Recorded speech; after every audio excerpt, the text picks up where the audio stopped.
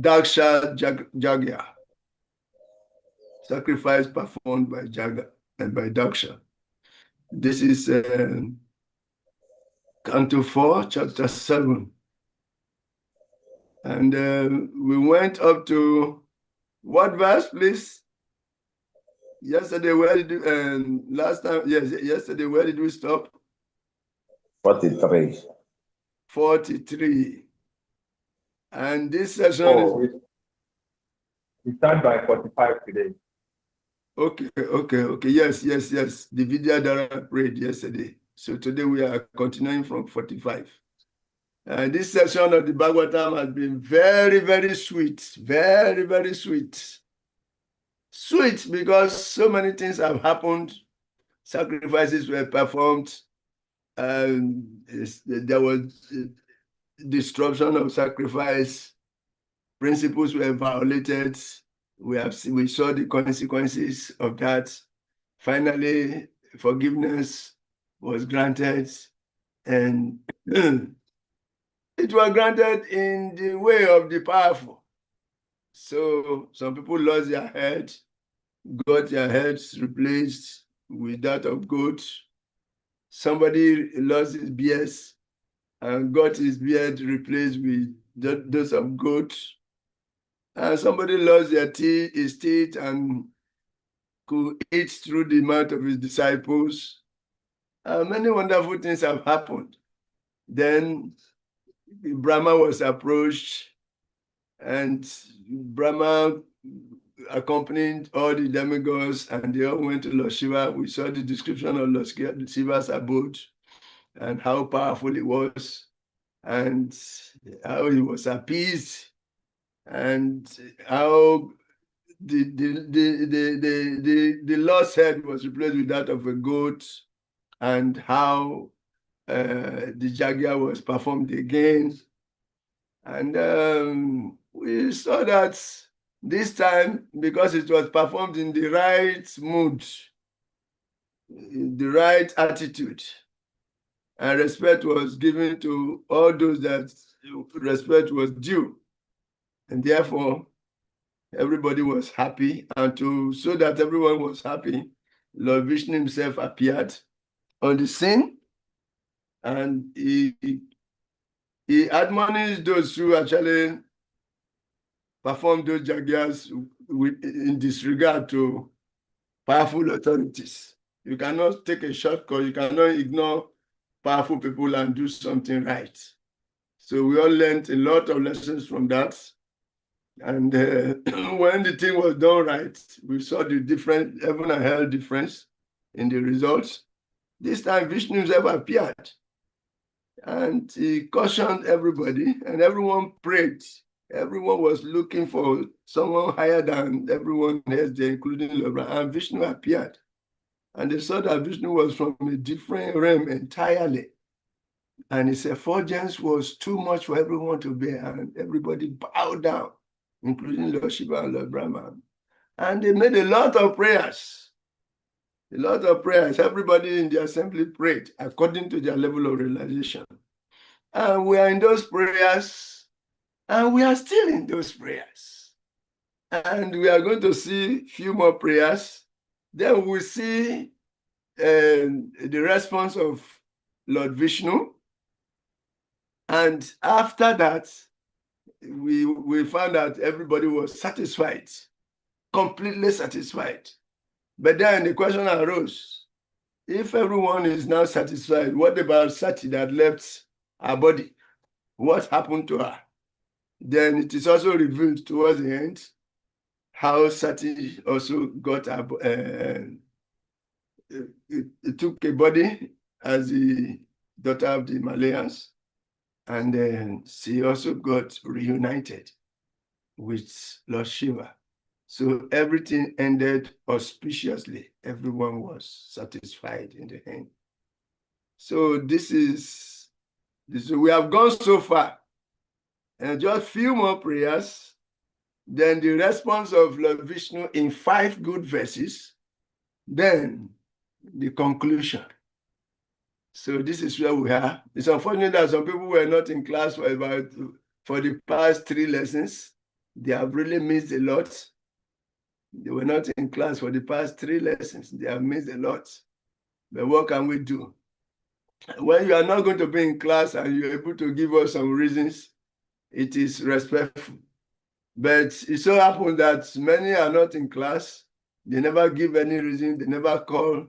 And that is like a disregard to the whole team of students, to the whole program, and also to the facilitators too. If things are done in disrespect, we saw the consequences. Daksha performed Jagia with a disrespectful foundation, and the result was not good. And this is what we are reading now. But we are seeing that sometimes we are still disrespectful in some of our ways. Our attitude to the program shows disrespect. Yes. If you are into a serious association and you exclude yourself, you absent yourself consistently for 2 or 3 times without any kind of, messages to those who are there, it's outright disrespect. Then whenever you come back, you want to be seen as someone very serious. So you don't do something like that and get the maximum results. You see, but some people are doing this, even in the class, even right where we have learned. We just learned the lesson, serious lesson. Daksha learned the lesson seriously, and he rectified. Everybody learned lesson from that by hearing about it, by seeing it. Everyone else learned the lesson. But we that are studying it, it's like we are not learning. We are just studying it theoretically, and you see, things will be done right with respect. You have to respect people you are dealing with. If you are in a particular association at a particular time, it's Krishna's arrangement that you are there.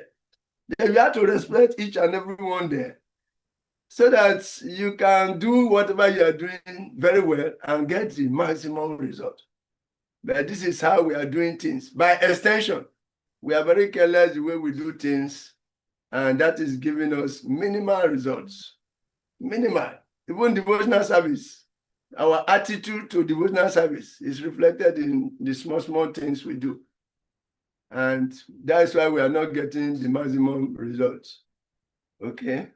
So let us learn it deep, so that what we are studying, it is not just theoretical, it is for practical application. Having said that, we go. For instance, now, all this that we have passed through, 3 good lectures. Some people were not there. They don't come to the lecture. They don't give any reason why they didn't come. And when you come and join. What of all those 3 lectures, what was discussed? How do you get the full benefit of it? And if the examiner decides not to allow you to write exams, you will say it's wicked. If everybody can just stay at home and come at the end, come and write exams, then what is the use of the discipline we are talking about? It is part of the discipline. We need to accept the discipline in order to be able to do things right and get the right result. We don't just want to do things. We want to do things and get the right result. So this is what is happening.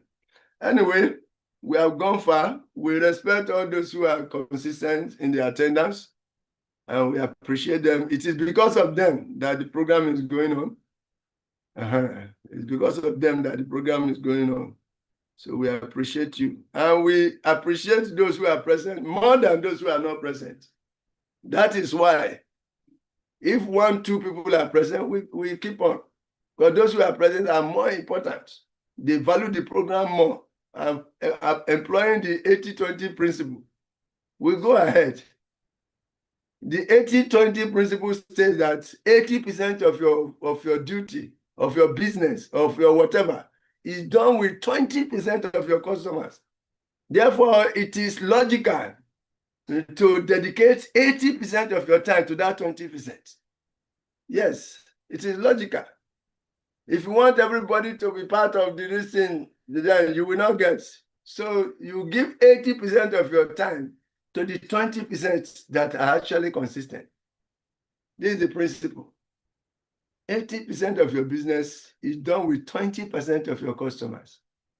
So it is logical to invest 80% of your time to that 20% of customers. Then you get maximum results. That is it. So we are right now in verse 40. We said 44 or 45?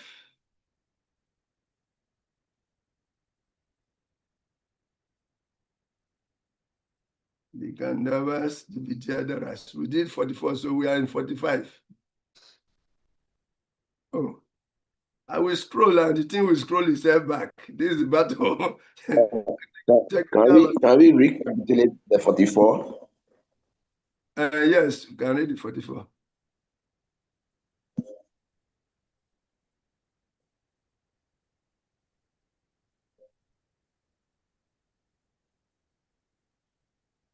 Oh, my phone is fighting with me. After scrolling the whole thing to the 44, as soon as I remove my hand, it will run back to 26. The phone is fighting with me. No wonder I cannot fight.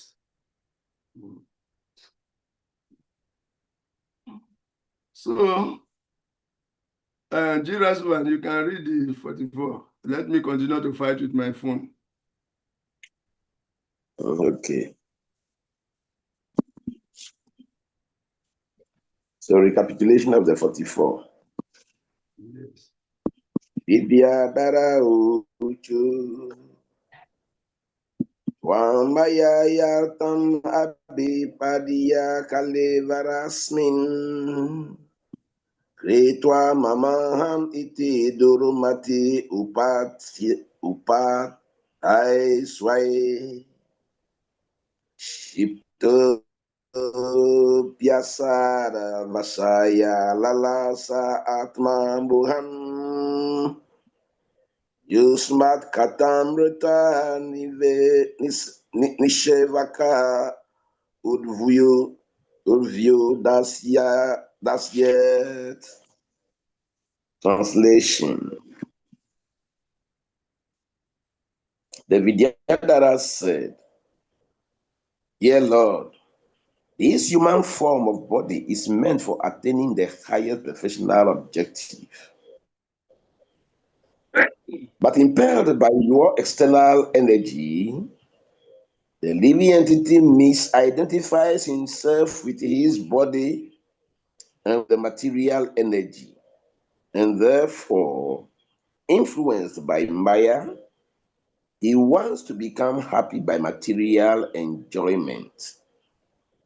But the other activities are so powerful that if one engages in the hearing and chanting of such topics, he can be delivered from illusion.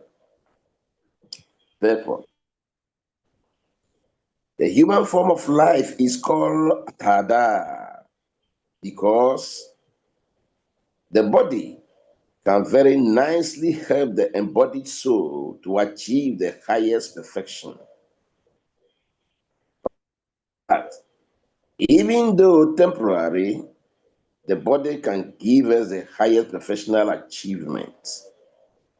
In the process of evolution from the lower to the higher grade of living, the human form of life is a great boon. But Maya is so strong that, in spite of achieving this great boon of the human form of life, we are influenced by temporary material happiness, and we forget our goal of life. We are attracted by things of which will cease to exist. The beginning of such attraction is a temporary body. In this horrible condition of life, there is only one way of liberation: to engage in the activities of transcendental chanting and hearing the holy name of the Supreme Lord. Hare Krishna, Hare Krishna, Krishna, Krishna, Hare Hare, Hare Hare Ram. Rama, Hare Rama, Rama Rama, Hare Hare. The words Yusmatamrita Nishevaka means those who engage in releasing the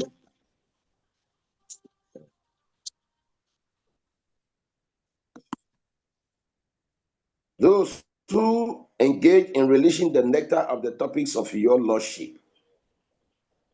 There are two narrative books.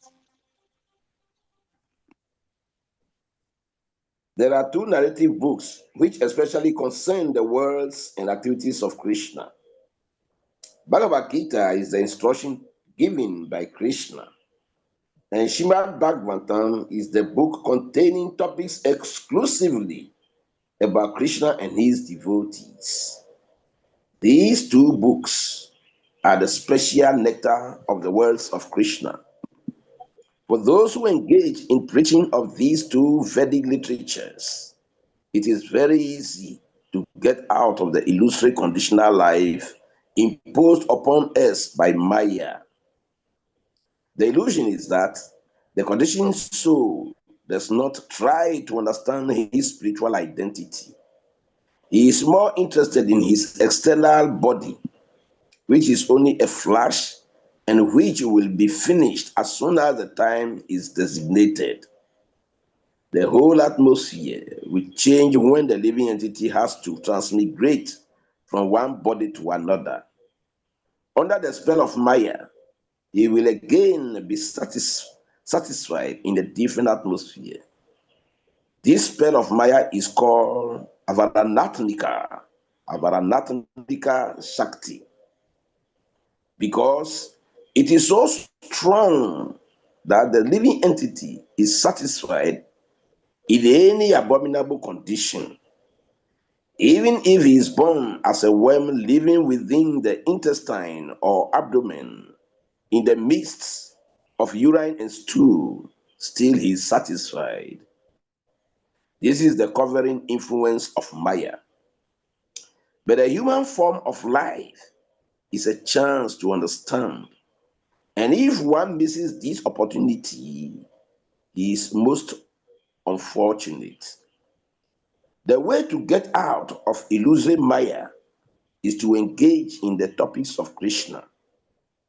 Lord Chaitanya advocated a process whereby everyone may remain in his present position without change, but simply hear from the proper authoritative sources about Krishna.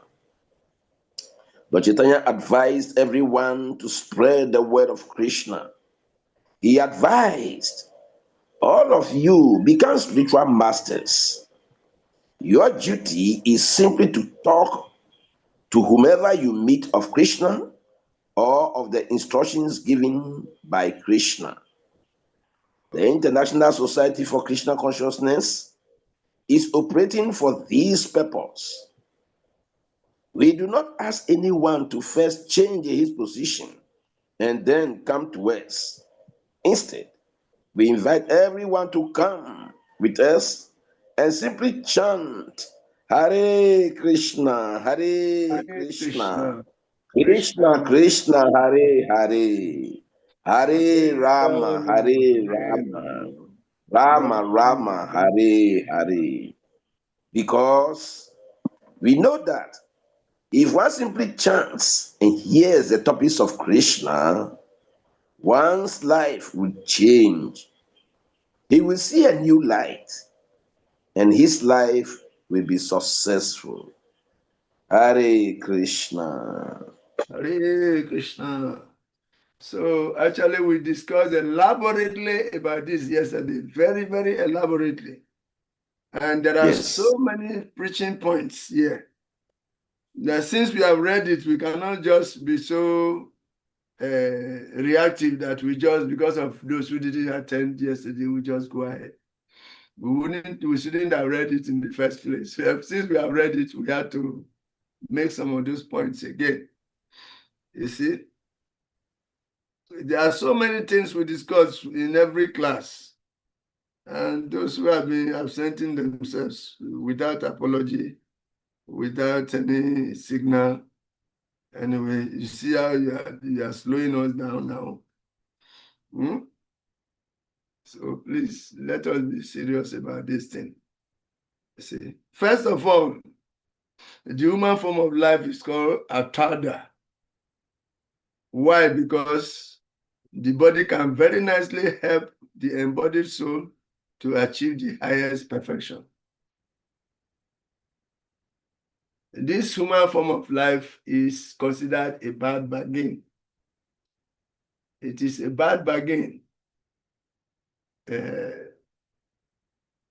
because it can drag us down if we begin to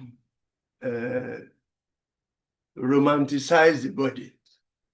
If we begin to follow the gratification of the senses of the body, we get lost completely.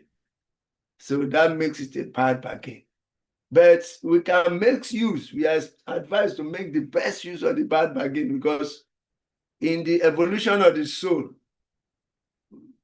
the human form of life is very, very important, because with it, you have a very serious opportunity to make advancements. Because the senses that are dragging down, those same senses can be engaged in the service of the master of the senses, Rishikesha. Then purification will take place. So replacing lower engagement with higher engagement will make the best use of this bad bargain. There is a higher nature and there is a lower nature. But the living entity is engaging more in the lower nature when it's romanticizing the body. But that romanticizing the body makes it a bad bargain, because it can take you to hell, to deep, very deep level of suffering. But if that same body is utilized in glorifying God, that means in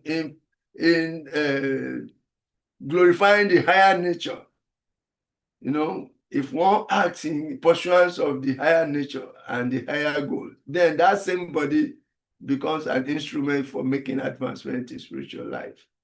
And Ambarish Maharaj gave us the example of how to utilize the body, how to make the best use of it. So he used his nostrils to smell the flowers offered to the Lord. He used his eyes to see the deities of the Lord. He used his mouth to glorify the deity of the glories of the Lord and to take Krishna's prasada. He used his legs to walk to the temple. He used his hands to clap and also to do arati. In this way, he engaged all his limbs of the body in glorifying the Lord. By that, the body is so used that is the best use of the bad bargain. With that, liberation from bondage is guaranteed. So we can take lessons from that and utilize this body in the best way. But after that, Prahlad Maharaj also recognized that, and he explained it in that direction. Then we talk that, yes, that is there, but the human being is so much focused on the lower propensities. And this is due to the illusory energy. The illusory energy is so strong. It's so strong that it covers the living entity and engages him in pursuing the lower propensities. It's a kind of utilizing a high machine, a machine that is very high. The human form of life is a high machine. But Maya enables us to utilize this high machine in lower propensities. The illusory energy of the Lord induces us to utilize these high machines in pursuit of lower propensities. So it's a misuse. And this is due to the influence of the illusory energy. And we quoted the verse from Srimad Bhagavatam yesterday. Srimad Bhagavatam is, I think it's 11 canto. 11 canto. 11 to 37. 11 to 37. 37. Yes. And we said that is Bayam Dvitya Vini Vesatasyat Isad Apitasya Viparyayo Asmriti Tan Maya to Buddha Abate Tam Bhakti Kaye Sam Guru Deva Tatma. Yes, that fear that is haunting every living entity in this world, starting from Brahma down to the lowest living entity, is due to fear arises when the living entity misidentifies. It's due to misidentification of himself as the material body, because of what is absorption in the external energy of the Lord. You see, as he begins to pursue sense gratification, he begins to go deeper and deeper and deeper and getting entangled by the reactions. Then he forgets and begins to identify with the body. And when the living entity thus turns away from the Supreme Lord, he also forgets his own constitutional position as an eternal servant of the Lord. As soon as he turns away from the Lord, he sad apetasia, vipariayo. Then what follows is smriti, forgetfulness. And he forgets his constitutional position. And he said, this is due to the influence of the illusory energy of the Lord. Tan Mayayato Buddha Abaje Tam. That how do we come out of it? Bhakti Kaye Sam Guru Deva Tatma. We should engage in devotional service under the guidance of the bona fide spiritual master, whom we should accept as our very life and soul. So this is the situation. Fear arises when we begin to misidentify with the body and begin to engage and begin to go deeper in gratifying the senses of the body. You see? So this is it. And later we see that this Maya, to come out of it, to come out of it, we need to engage in devotional service under the guidance of the bona fide spiritual master. Therefore, we say we should chant the holy name of the Lord, to engage in the activities of transcendental chanting and hearing of the holy name of the Supreme Lord. Hare Krishna, Krishna Krishna, Hare Hare, Hare Rama, Rama Rama, Hare Hare. So there, it brings us another verse. This verse is that this material world, we are lost. We are all sick. As we are sick and we are in the hospital, there is the medicine. And this medicine, if properly taken, everyone will get cured. Or anyone who takes this medicine properly will get cured. And that medicine is the chanting of the holy name, Hare Krishna, Krishna Krishna, Hare Hare, Hare Rama, Rama Rama, Hare. And discussing the pastimes of the Lord, as in the Srimad Bhagavatam and in the Bhagavad Gita. As we are doing, what we are doing is the medicine. And that is 10th canto, verse 1, chapter 1, verse 4, 10:1-4. Nivri tatasai upagi yamanas, Baba Ushada Shotra Manu Abhiramat, Ka Utamas Loka Guna Anuvadat, Pumam Virajeta Vina Pasugna. You say Srimad Bhagavatam 10:1-4. Nivri tatasai upagi yamana, Bava Ushadak Stotra Manu Abhiramat, Kahuta Masloka Guna Anuvadat, Una Pumams Virajeta Vina Pasugna. Only a Pasugna. One who is a butcher. Only a butcher will not take advantage of this opportunity. But constant chanting of the holy name of the Lord is the medicine. And this medicine is handed down through the Param system. This is the translation. Glorification of the Supreme Personality of Godhead. Glorification of the Supreme Personality of Godhead. As in chanting Hare Krishna, Krishna Krishna, Hare Hare. Hare Rama, Rama Rama, Hare Hare. Rama, Hare Hare. It is performed in the Param system. And that is, it is conveyed from spiritual master to disciple. Such glorification is relished by those who are no longer interested in the false temporary glorification of this cosmic manifestation. description of the Lord are the right medicine. There's a right medicine for the conditioned soul undergoing repeated birth and death, you and me and every other person. Therefore, who will cease hearing such glorification of the Lord except a butcher or one who is killing his own self? Te pusta paste juvu chasnu arian brahmana uchu namagrinantiyete. So this is the situation we find ourselves. The medicine is there, but we are not able to take it. That means we are so unfortunate that we are not able to take it. Lord Chaitanya Mahaprabhu came and propagated this same medicine. But do Daivam Idrisam Ihajanu Na Anurada. We are unable to take it because we are so unfortunate. So let us take to the medicine individually and encourage others also to take it so that we can become free. And we are also told that Maya has two energies. One is pulling down and one is covering. That there are two, yes, Maya has two energies.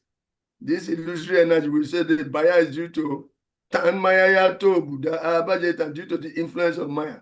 Maya has two energies. One is pulling down, and the second one is covering, sealing up. So when Maya covers the second energy, that is what is keeping us in this material world, the living entities. It covers us so that any type of body the living entity acquires, it thinks that that is the best body. To the extent that the pig considers himself the best. The rat considers his energy, his enjoyment as the best type of enjoyment. The goat, the lion, the snake, the insects, the worm in the storeroom, everyone thinks that that his condition is the best. It's only because you are not relishing what they are relishing. That's why you are thinking that they are suffering. That's how they think. The rat and the snake and the worm inside the stool is thinking this person doesn't know, these other people do not know what I'm enjoying. That's why they are thinking I'm suffering. I'm enjoying like anything. This is the covering, this is due to the influence of the covering potency of the illusory energy of Krishna. It has covered us so much that we are thinking everything in this world is so wonderful, and we are struggling very hard to acquire this, to acquire that, to acquire this, to acquire that, to acquire this, because we are thinking ourselves to be the body now. And the bodily extensions have become the most important things in our life. Therefore, we have no interest, in freeing ourselves from the illusory energy. And that's why people have become pasugnas. Only the pasugna is not interested in taking the medicine. Fortunately, we have come in contact with this by the mercy of the Paramparam. We have to take the medicine, absorb ourselves in the glorification of the pastimes of the Lord. Either in form of studying Srimad Bhagavatam or Bhagavad Gita as it is, and also in form of chanting the holy names of the Lord as the Jagya for this age. Then our life becomes successful. But unfortunately, due to the influence of the illusory energy, or the covering energy, the illusory energy of the portion of the illusory energy, we are thinking that even the stool-eating animal is thinking that he is the best. Yes. He's the best. He's thinking, don't come near. I'm eating this stool. This stool is so nectarian. But you are not aware of his nectar. I'm enjoying myself. Don't come and take my ration. So in this way, in a hurry, you see the pig gomadizing the little liquid stool very rapidly and in ecstasy with full relish, making some sounds coming out from the gratification. So this is it. It's very unfortunate that this is the covering influence of Maya. But the human form of life is a chance to understand And if one misses this opportunity, is most unfortunate. Yes. And the way to get out of the illusory energy is to engage in the topics of Krishna. And Lord Chaitanya advocated this. Yes. He advocated the process whereby everyone can remain in his present position. You don't need to change your position. Just add Krishna consciousness to wherever you are. You see, he asked everyone to spread the word of Krishna so that everybody can have opportunity to take this medicine. Your duty is simply to talk to whoever you meet of Krishna, or of the instructions given by Krishna. And the International Society for Krishna Consciousness is meant, is operating for this purpose. And this is the mood and mission of Srila Prabhupada also. So anywhere you see this International Society for Krishna Consciousness, that is mood and mission of Srila Prabhupada. And here, the International Society for Krishna Consciousness is operating for this purpose, for chanting and glorifying the Lord, chanting the holy name of the Lord, letting others know about the holy name of the Lord, the potency of the holy name of the Lord. This International Society for Krishna Consciousness is meant for delivering this medicine. It's meant for delivering this medicine to all the conditioned souls. That is the purpose of our ISKCON. And we do that, and we're inviting everyone to simply chant Hare Krishna, Krishna Krishna, Hare Hare, Hare Rama, Rama Rama. Anybody who takes to this process seriously, he will get cured of his disease of material existence. Of this, there is no doubt. One simply chant and hears of the topics of Krishna, and one's life will change. He will see a new light, and his life will be successful.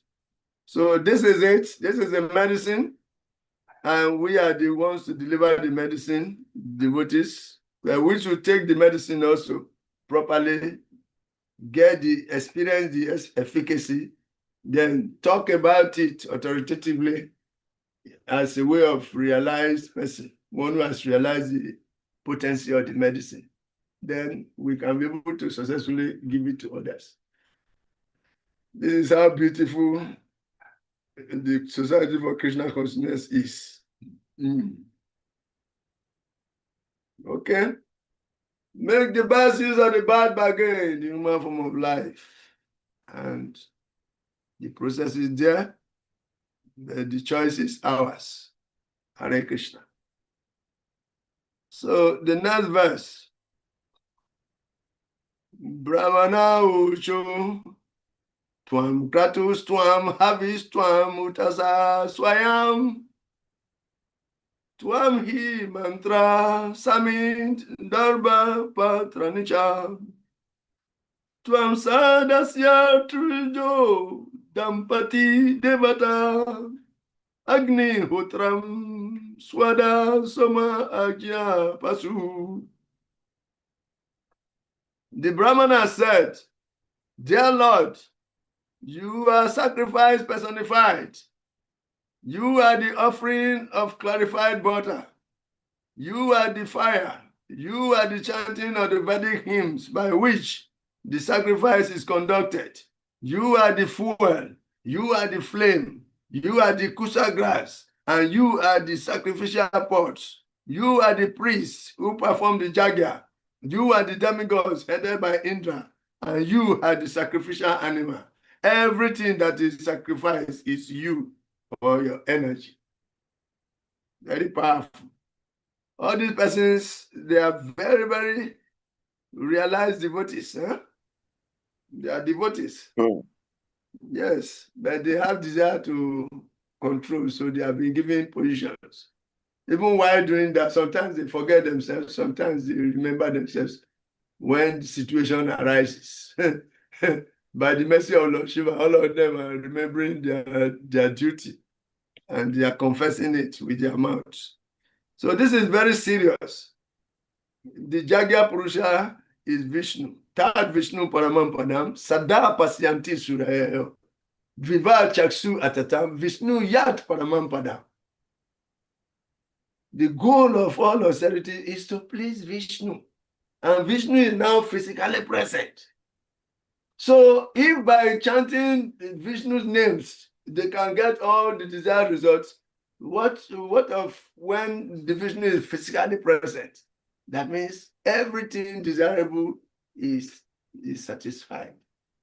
And we said, just like Vishnu appeared in the Jagya arena to receive Daksha's Jagya millions of years ago, the same Vishnu, who is even the Vishnu, that Vishnu is even an expansion. The source of Vishnu himself has appeared in this age to receive our Jagya.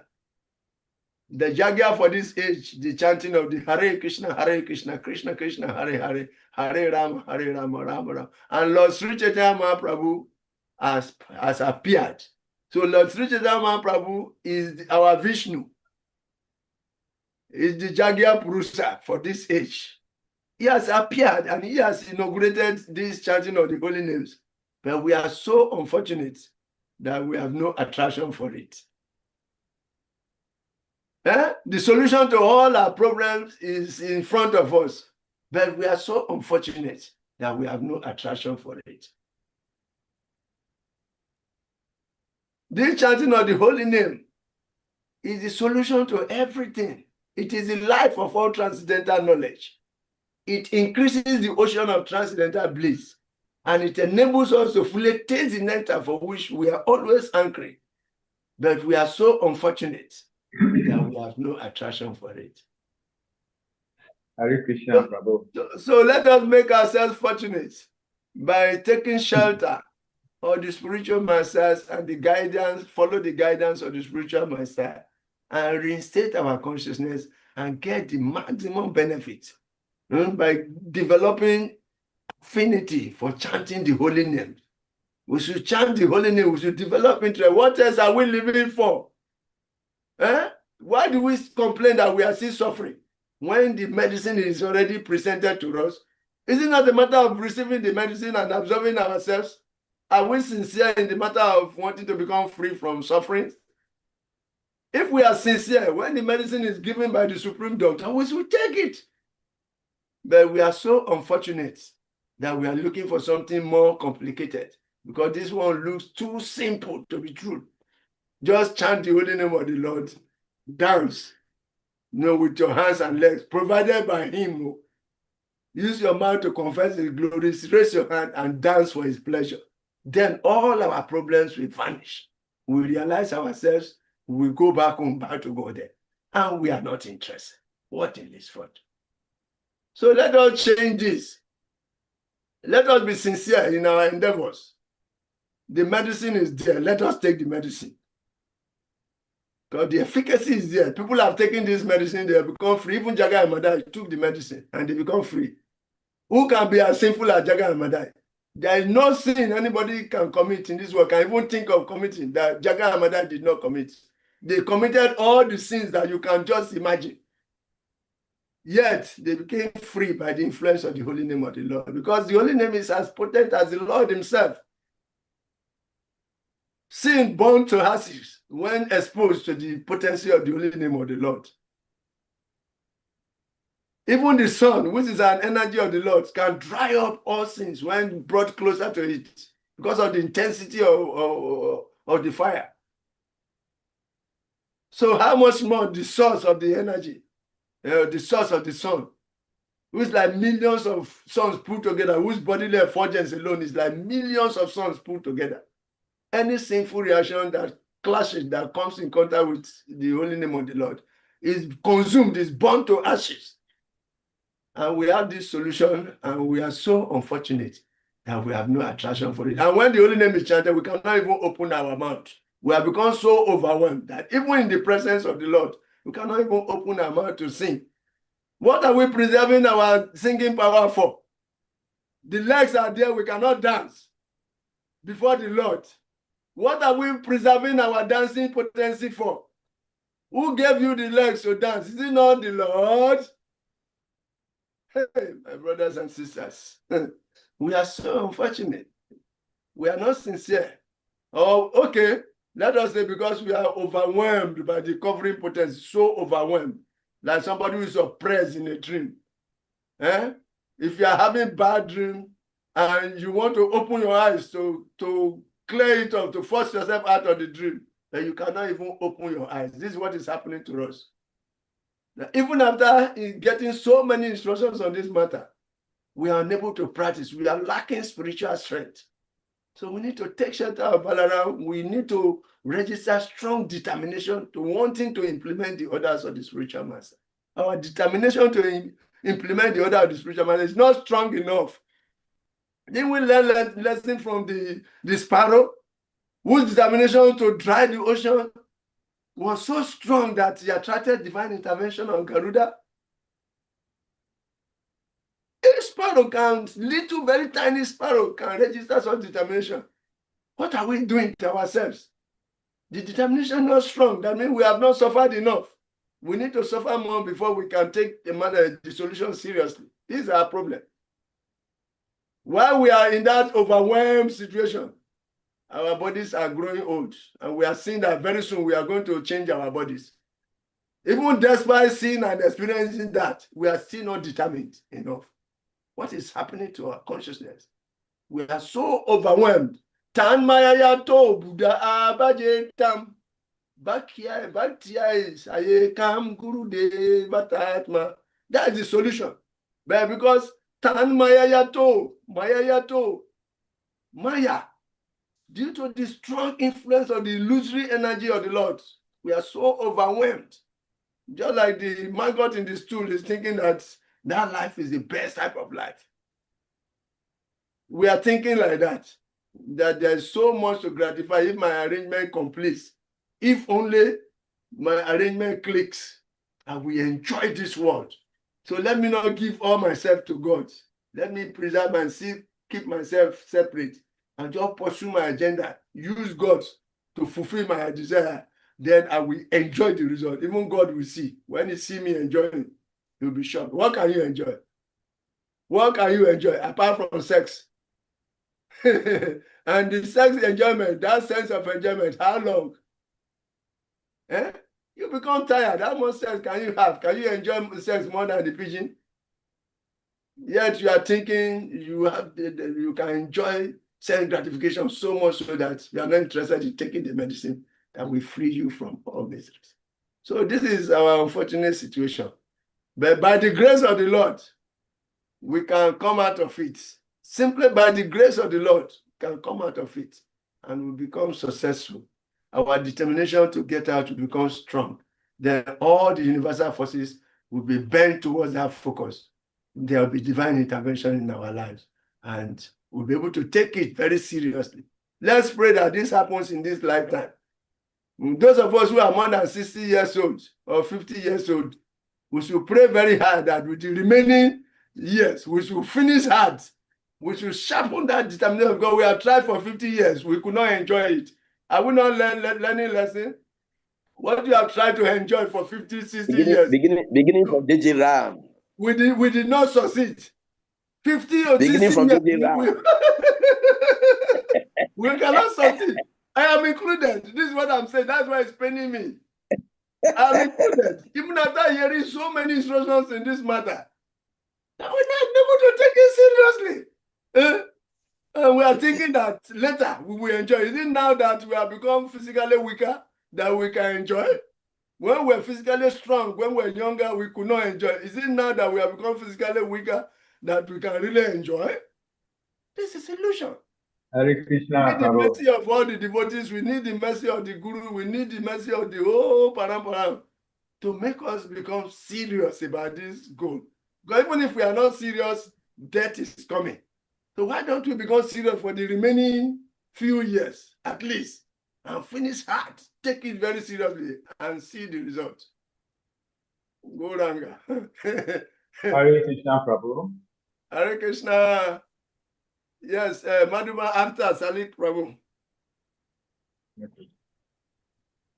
Hare Krishna. Hare Krishna, just go ahead. Okay. I think you are hearing me properly. Yes, yes. Yes. this discussion today reminds me of our discussion in the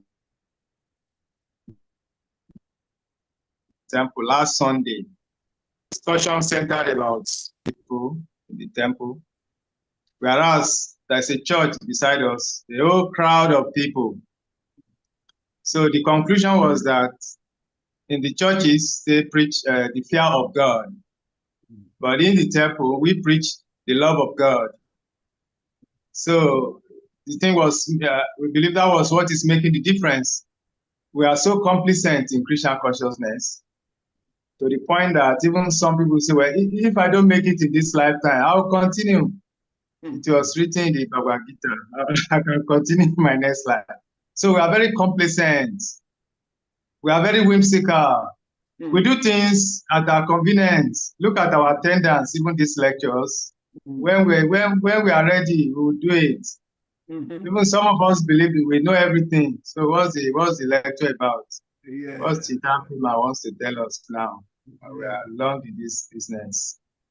So that kind of mentality, we believe is part of our reasons. But we should be able to reason beyond this very mundane status. Hare Krishna, Prabhu. Hare Krishna. The devotees are very important because only the devotees can remind you.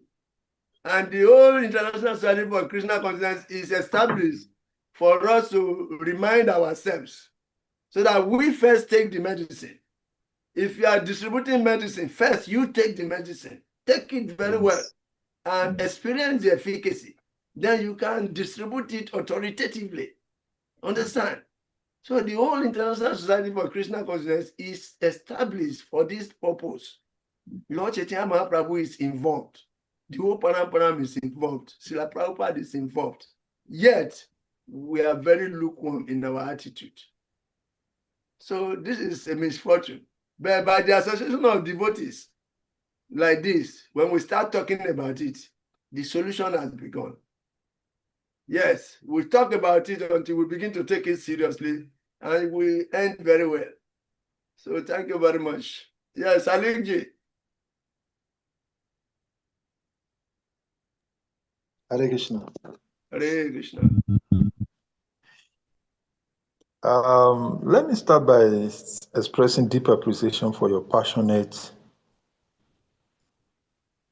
and succinctly expressing the conclusion of all Krishna consciousness teachings in the chanting of the holy name. And these days, I tend to hear and speak differently and also try to act differently in Krishna consciousness. As I hear you speaking, you buttress the point. It's like Gurudev was saying this 20, 25 years, 30 years ago, that we're coming to a time when, he said we're already in a borrowed time. And then we're coming to a time whereby that borrowed time will become a reality to us. Then it was like he was just giving philosophy, but you express it when you say that, especially for those of us who are above 50, above 60, we need to leave it and exemplify it and then give it to others. So my question to you directly first, I have two questions, is if today there is a motion centered around a policy change in Krishna consciousness movement across West Africa, that all our temples should remove all paraphernalia from the temple Govinda shops, will you support this? That is the first question.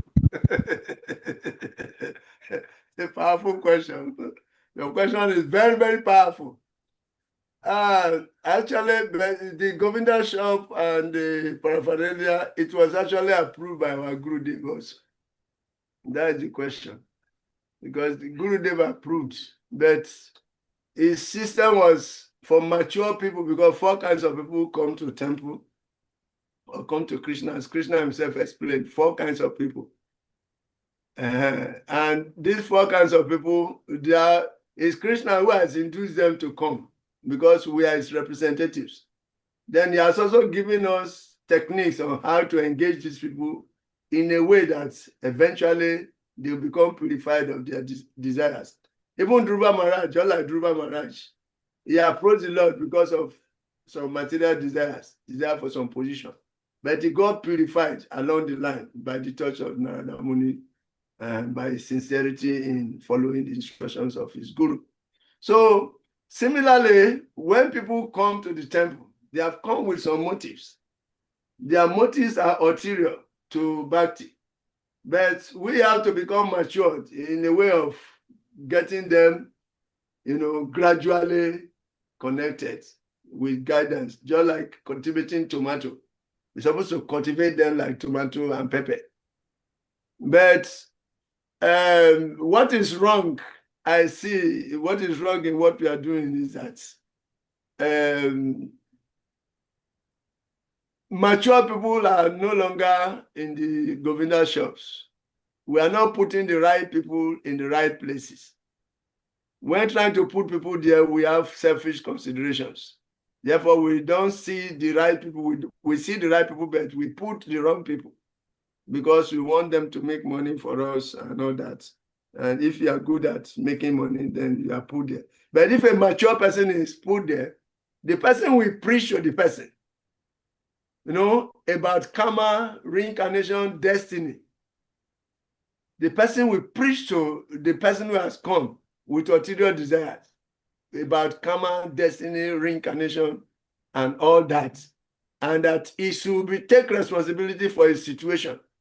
That he should not blame anybody for his own situation that he is now. That he has acted in a way that has brought about the situation. However, no matter the situation, if you take to the holy name of the Lord, if you surrender to the Lord and begin to do devotionals and you regulate your life, you avoid this, you avoid this, you avoid that, and you begin to read scripture and regulate your life, it's like you are watering the root. And when the root is watered, automatically the leaves and the branches will be nourished. All these problems will be uprooted from the root. By your own activity, positive activities. By negative activities, you have created suffering. By positive activities, you will uproot the seed of suffering, the plant of suffering also. So that is why the 9 processes of bhakti are there. You engage in them. In the process of engaging in them, your purification takes place. And eventually, you become a devotee and sometimes become a pure devotee. There were stories of people who are antagonizing devotees even. When they see devotees as demons, they will pretend and collect the book. As soon as they collect the book, they tear the book and they want to aggravate, they want to provoke devotees to the maximum. But eventually some of them become devotees and they become even sannyasis. You see, they become leaders of this movement. So all kinds of people come to the movement and maturity is required to be able to receive them and engage them in the process until they become purified. You see? So this is the chance given to everyone. Krishna consciousness is a chance, opportunity given to everyone to get himself purified. So paraphernalia were also introduced by our Guru. Our Guru was in support, even engaged Gita Govinda Maharaj Prabhu in creating some of the paraphernalias, pendants, Nisingade pendants, and the Lordship pendants, and rings, and all the rest. And distributing of oil and incense were part of. Actually, these things are actually used in the Vedic culture also. So only maturity is needed. It is long that Mayapur itself is producing the Nisinga Kavachas and all the rest. They are paraphernalia. They are producing oil, also they are paraphernalia. So West Africa is a subset of the headquarters. So it is not wrong that we have this paraphernalia to gradually encourage those who have all kinds of, okay, you want protection, you take this, but follow this process. It is not we that act. It is the Lord. When he sees our sincerity, he will fulfill the words of the devotees and make that person a devotee and gradually purify him until he becomes pure. Even people who come like that, sometimes they become gurus in this movement. So it is the Sankirtan arrangement. By extension, it is that Sankirtan arrangement that demigods are positioned by the Lord to harvest, to trap those who have strong material desires. You demigod, you are there, trap them, give them, fulfill their desires. When they begin to accept that there are higher authorities, they have begun the process. In the process of looking for the mercy of trying to please the higher authorities in order to get mercy, they also get gradually purified until they come to know that you, the demigods, you are also chanting. Demigods are also praying. Who are they praying for? As purification takes place, they will come to see that demigods are also praying. Who are they praying for? I want to pray to that person directly. Then they begin to arrive at the doorstep of Niskama Kama Yoga, up to Bhagavat Arpita Niskama Kama Yoga, up to the level of Jnana Yoga, and begin to know that they are not these bodies, they are spirits, so they are eternally part and parcel of God. Then Bhakti is added. So this is the process. It is a universal arrangement to gradually trap, because the people we are dealing with, they are not pure devotees. The people that the international society is established, the people that Lord Chaitanya is telling us to go and preach to them, tell them about Krishna. They are not pure devotees, they are not devotees yet. But we are fishers of men on behalf of Lord Chaitanya. That fishers of men, we have to take Krishna consciousness to them wherever they are. And you have to gradually cultivate them until you give them the highest. A good teacher never just give pure love, say, it's pure love of God I want to give you. You have to gradually take it. So yeah, that is the way. That's why most Prabhupada, he teach people situationally, according to their level. He will now explain, gradually cultivate them until later when they become mature. He gives them Bhakti, because Bhakti is the most expensive thing. It is given only when we have gotten some level of purification. You see? So this is the whole process. Paraphernalia is not wrong. It is the immaturity of the people who are handling them that is wrong. See, actually, there is a verse in the Bhagavatam also, in the 10th canto, somewhere in the 10th canto, where Lord Brahman was praying, that when one arrives, when one becomes a devotee of the Lord, he sees everything in this material world as paraphernalia for glorifying the Lord. When you begin to see like that, the whole material world will turn to the spiritual world.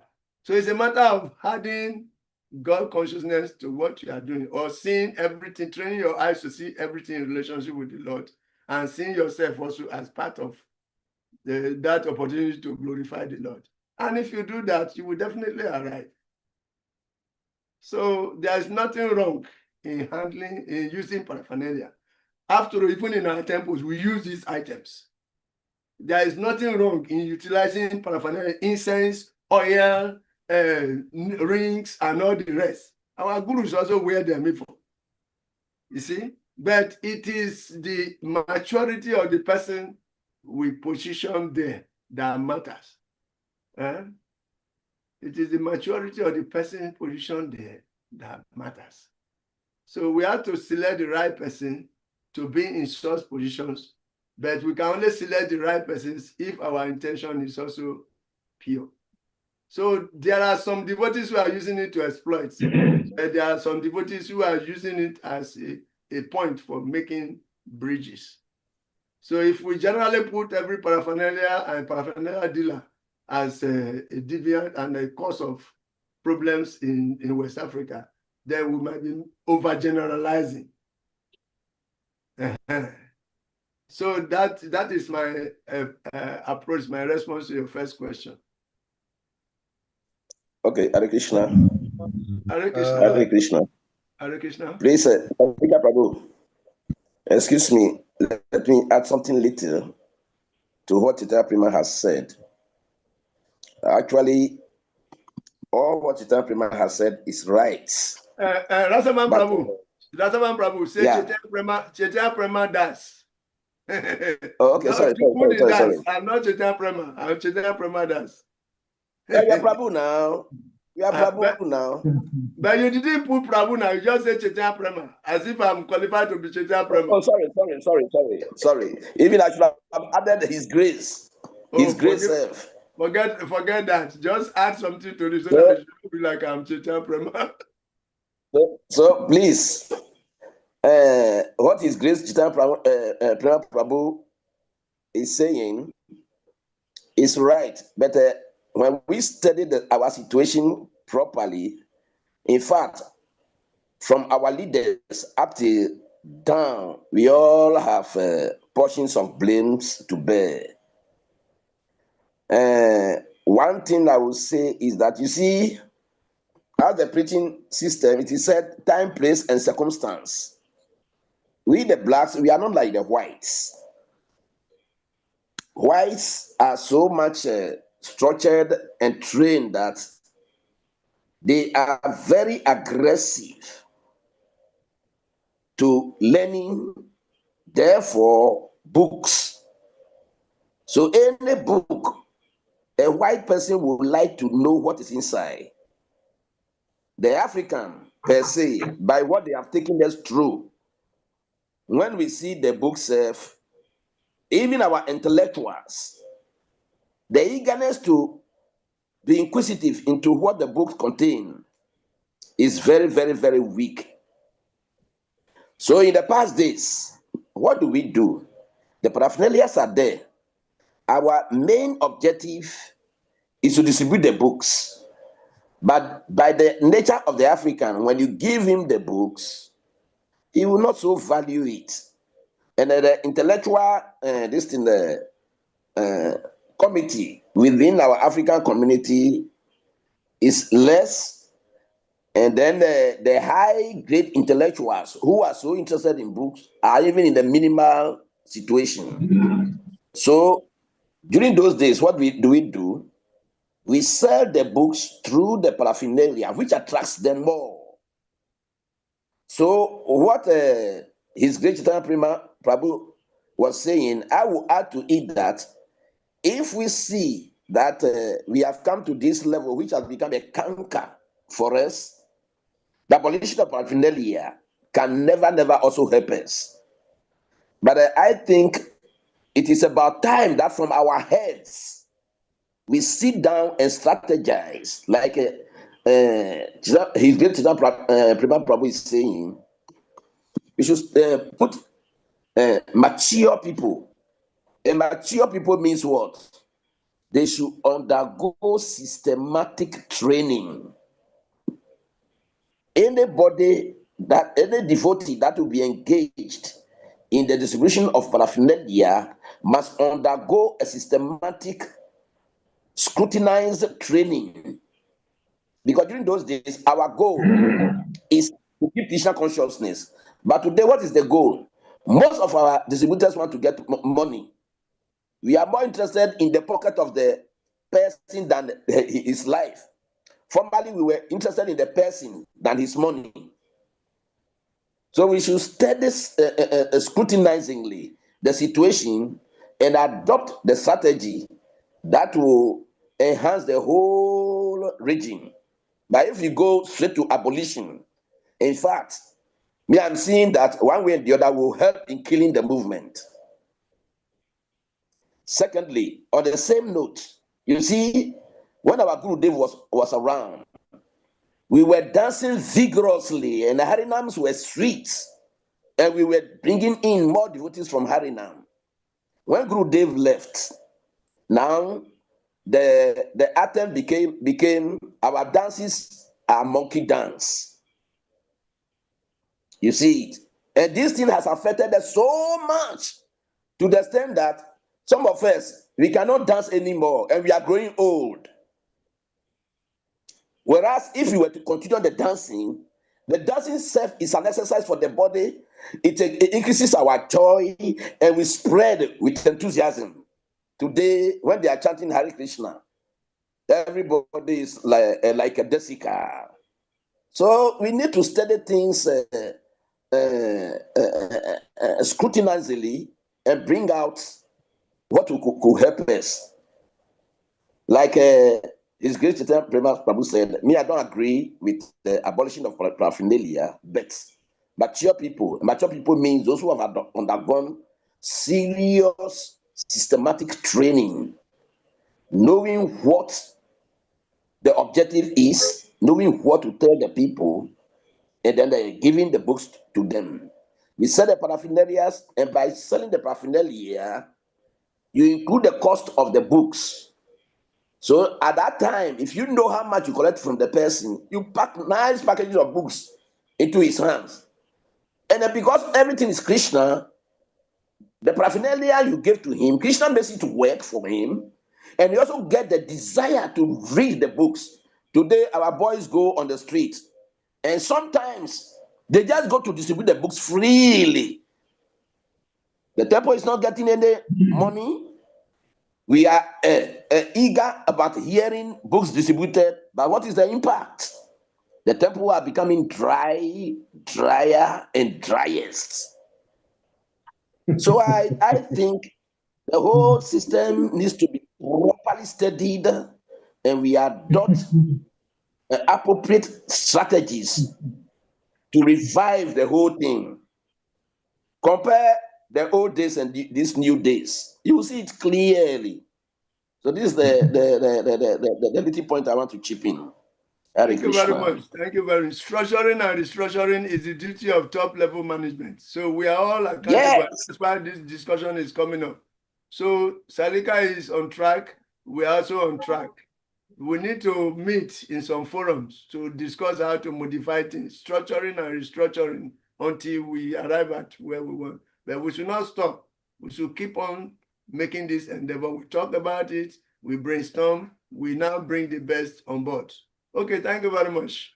Yes, Salikji or Madhuban, yeah, let Salikji talk first. Strategy says he has 2 questions. Yes, We've yes. just said one.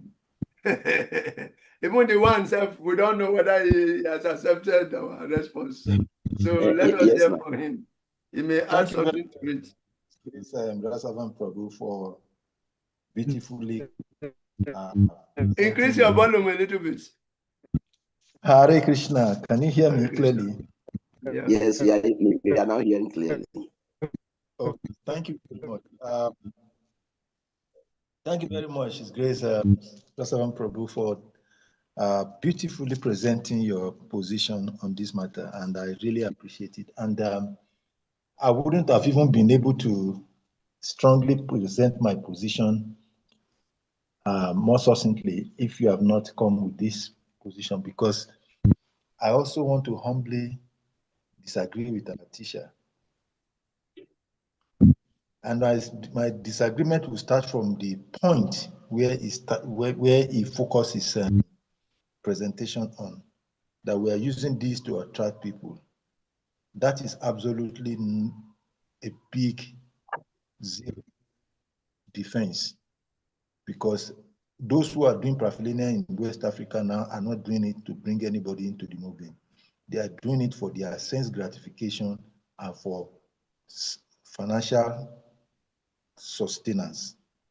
They are doing it to raise money, to buy booger, to feed their stomach, to present themselves. No one in West Africa is doing this because they want to bring anybody to Krishna consciousness. That is number one. Rasavan Prabhu said this second point, and I will elaborate on it. In Satya Yuga, the means of going back to Godhead is meditation. In Dwarapa Yuga, it is sacrifice. I'm sorry, in Treta Yuga, it is sacrifice. In Dwarapa Yuga, it is deity worship. In Kali Yuga, it is yagya. Why is the Lord intelligently giving us these different processes for different times? You have said it many times, and you repeatedly say it, and that is the basis for this my question. Lord Chaitanya Mahaprabhu is the Vishnu for devotees in the age of Kali, and the holy name of the Lord is the Yagya, to please him. And Krishna says of all sacrifice and the chanting of the holy names. So if we have faith in this, why do we think that the holy name, if ourselves, you personally said that we ourselves need to chant the holy name and be convinced about it, then we can give it to others. If we are convinced about this enough ourselves, why will it be difficult for us to convince others to take the holy name? Second point. Third point is that in West Africa, I'll start by quoting Albert Einstein. He says that It's only madness that makes someone to continue to do the same thing and expect a different result. And Krishna consciousness is not stereotype, it's a dynamic system. And that is why the concept of Desha Kalapatra, time, place, and circumstances adapted. To buttress the point.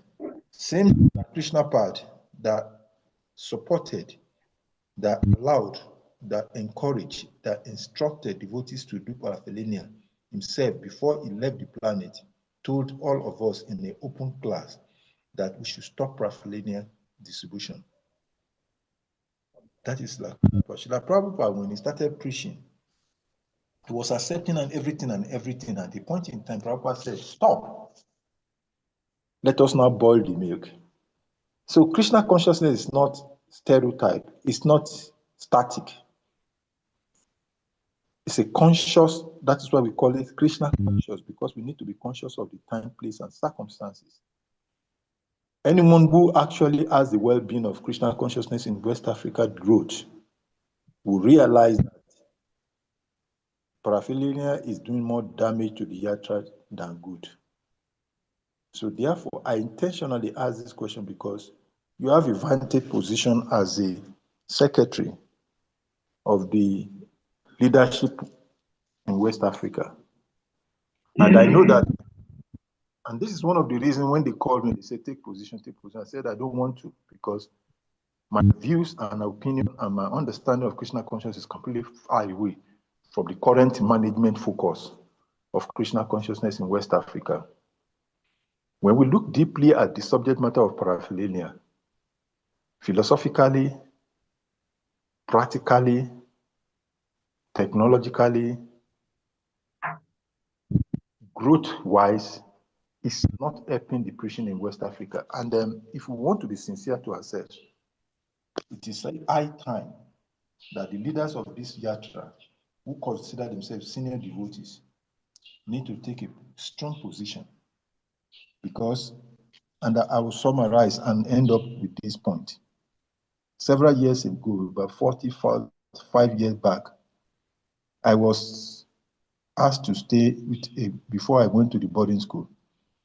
When I moved to the school area, which is far away from home, my father kept me in one of his friends, colleagues in the office house, because he was living in that town. And one day I fell sick. And I was diagnosed to be having malaria. And the fellow said, oh, he's having malaria. So doctor, please, can you help me to give him quinine so that he can be suppressed? And which is a natural medication for malaria generally. It's a general thing. And I'm using this example because you quoted Mayapur, you quoted some other places. And I was given injection of quinine to suppress my malaria, but I ran mad. Actually, because the expression was like a mad person, because I got completely out of burst. It took Krishna's intervention for me to, because maybe Krishna wants me to still come to join devotional service later years. If not, I would have passed on that day. The situation was, the doctors become bewildered themselves.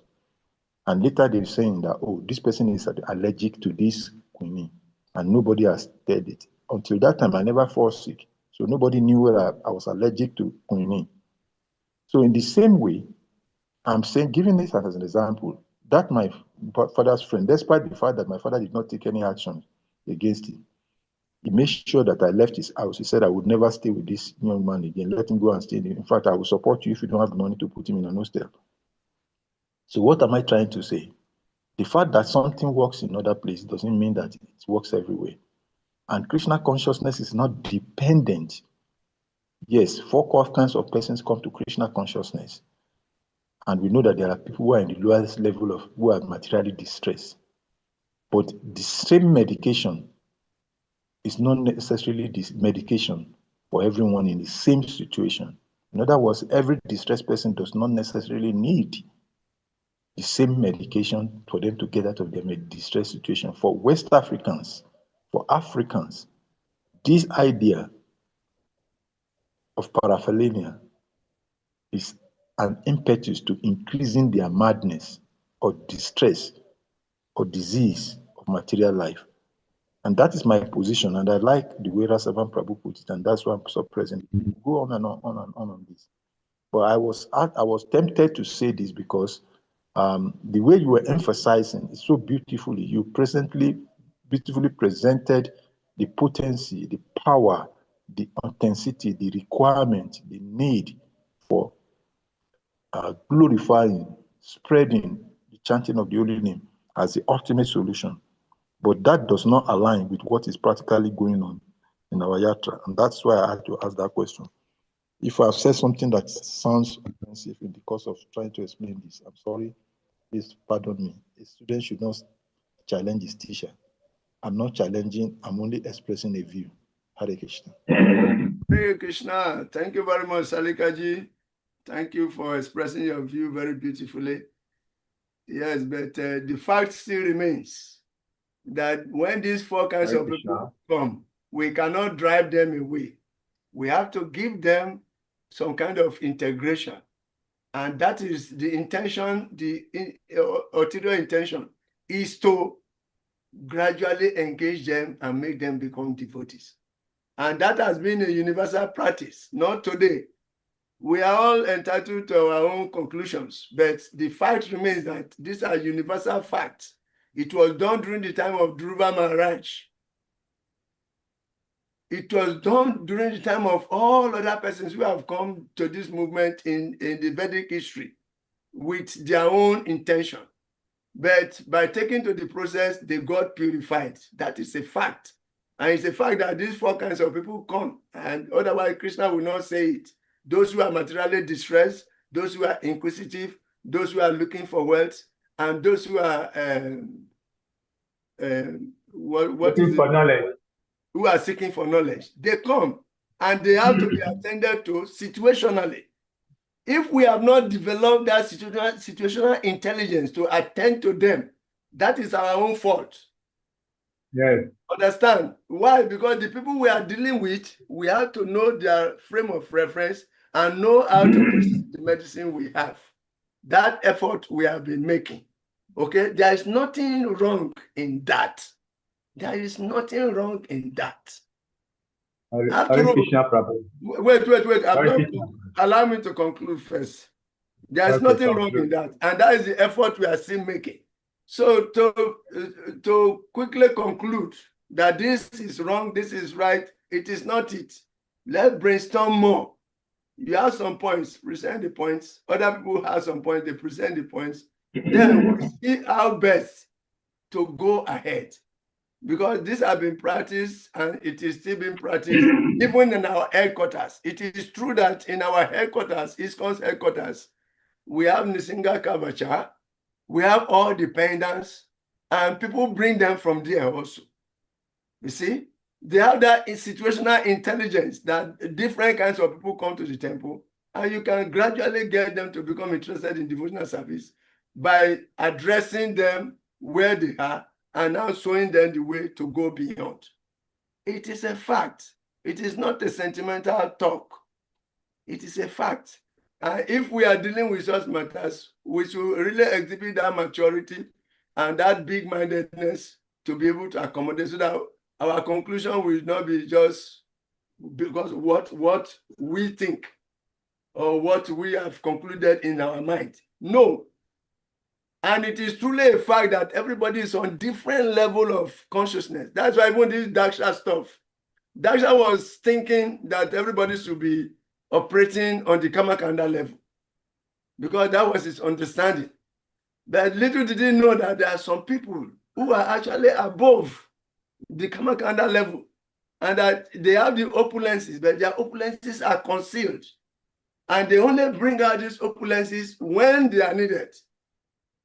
They are avyakta, they are unmanifested, but they have all the opulences, but he was judging from his own level of understanding.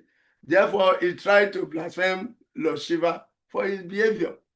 But different people are on different level of consciousness. And a good teacher is he who teaches them based on their frame of reference. That's why primary school, nursery school, primary school, secondary school, universities, the teacher will know. He knows all that is in the university. But if he's dealing with primary school children, he gives them what they can take. And gradually leads them to, in the next class, he gives them something higher. This is how this thing is done. So since these four kinds of people are recognized by Krishna himself, and he is ready to accommodate them, it is the maturity or immaturity of those who are receiving them. And that fact cannot be underruled. Okay? So that is it. The fact cannot be, and it's not a matter of being in Western country or Eastern country or West Africa. All human beings who are physically embodied, they are dealing with these things. The Westerners, they deal with paraphernalia also. Yes, the Westerners deal with paraphernalia also, and they are carrying it because these four kinds of people come. And you have to let them know what is the level and what will encourage them to come on board gradually to practice. That is what they give to them. So the whole thing boils down to the maturity or immaturity of the person delivering Krishna consciousness situationally to those who have come. Actually, all those who have come, they have been sent by Lord Chaitanya himself, by the Parampara itself. So you have to present to them. That's what they need. Okay, you know that this is the highest thing to chant Hare Krishna, but you don't give pure devotees Dharma. It's different from those, even householder than financial system being systematically classified. It's also an exhibition of that. What is for the sannyasis is different from what is for the Kriyasas. And what is for the Kriyasas is different from what is for the brahmacharis. And why? Because they are on different levels. And these regulations are given on those different levels so that by following them, they will be gradually elevated. The ultimate level is there. But you don't give them the ultimate level because that is not where they are.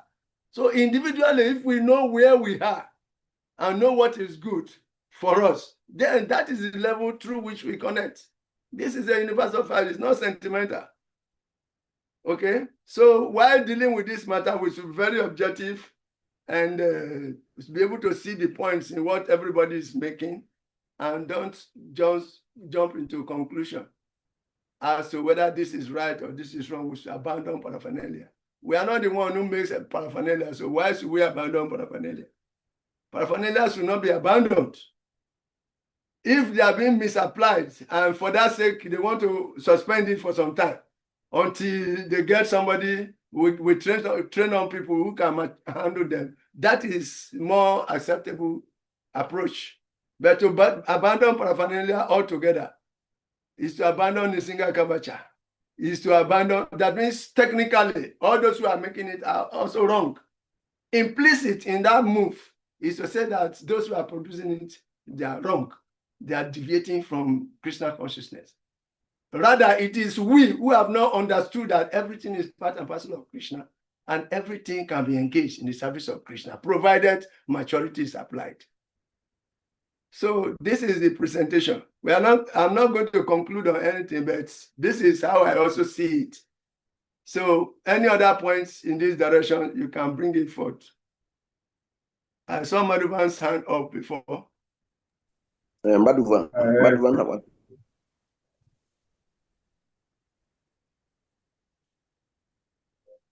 Yes, I would like to talk, Babu. If you give me the chance. You have the chance already. You have the chance already, Okay. Babu. Okay. So if you can hear me properly. We are hearing Are you you. hearing me? We are hearing okay. you. Yes. To me, the situation, those of us that have been long in this process, we could see the difference when Guru was around, or how the thing started and how we are practicing it now. We started very well. Everything was going on fine. So the first thing is that devotees, they produce paraphernalia. That's the point. Then in the scripture, it was said that you cannot separate devotees and paraphernalia. Then thirdly, even the Catholics, they have shops.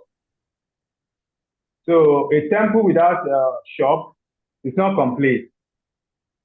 And the situation is like, every day you can see that a vehicle will kill somebody. But that doesn't mean that you have to ban everybody from taking vehicles. So if a vehicle kills, you address the situation, but it's not enough to say, okay, nobody should take a vehicle again because it killed. So the time paraphernalia was abolished, that was the end of the temple. That's when we don't have devotees in the temple, because they don't have any means of sustenance or basic sustenance. Devotees produce this paraphernalia, and now you banish it, you don't let sell it. So what else will sustain? So those are the beginning of our downfall, especially in this so-called West Africa. If anybody abuses it, then we should know how to address it. And Krishna is also there to punish any offenders. So I'm practically against banishing the paraphernalia. I even believe every temple must have a shop, and then you put somebody who is matured enough, and that's the process you can grow. Without which, I don't see any growth. That's my own opinion. Hare Krishna, thank you very much. Before we go ahead, let me add something. You see, even by extension of this kind of thinking, some set of devotees are concluding that even these jagyas we do, pujas that we do, should be abandoned. Abandon paraphernalia, abandon pujas. But they have failed to consider that this is part of the Vedic system. And different jagyas are prescribed for people on different level of evolution of consciousness. So if we are thinking holistically, all integratedly, we will not come to such a violent conclusion. We will not, because not everybody is on the same level. Some people need these regulated jagyas in order to gradually evolve. The Lord himself did not come to violent conclusion. Rather, he made provision for that. He instituted the Varnashram system. The Varna and Ashram system. It is the Lord that instituted it. So that by doing the jagyas associated with this Varna and Ashram, people will be gradually purified and elevated until they come to Krishna consciousness. Bhakti is not cheap. Krishna consciousness is not cheap. It's not everyone that can come to practice Krishna consciousness instantly. Therefore, you have to meet them where they are and gradually bring them. And this is what gave birth to bridge-making preaching. And it is through bridge-making preaching that we are getting people who are coming. They are not coming with pure and want to do pure devotional service. But when they come, they associate with devotees. There should be devotees who are practicing purely inside. That's where we should focus on. We should practice purely. And when people come, they want to see those who are those pures. And they should see somebody who is doing it live. So this is the whole idea. It's a Sankirtan movement. We should not forget this is a preaching movement. We are not Mayavadis or impersonalists who are Gyanis who are trying to liberate our own selves, not having any concern for others. That's why Prahlad Maharaj said it also.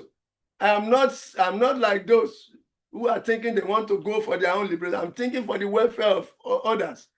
And this Krishna consciousness movement is thinking of the welfare of others. It's not a selfish movement. You want to bring those people who are not practicing to try to gradually elevate them. Yes. And the Mahajans showed us, by example, Lord Shiva himself is a pure devotee that is associating with all kinds of fallen souls so that he is not the Monam Charanti, Vijalena Parastanista. As Prahlad Maharaj said it. Those people are generally interested in liberating themselves, but I am not interested in that. I'm interested in the welfare of the general mass of people who are not practicing Krishna consciousness. I want to get them involved. That's why we joined the Krishna consciousness. It's not a selfish movement. It's a movement for others. If it were a movement to just purify ourselves, go back, Prabhupada will not take the trouble to go to the West.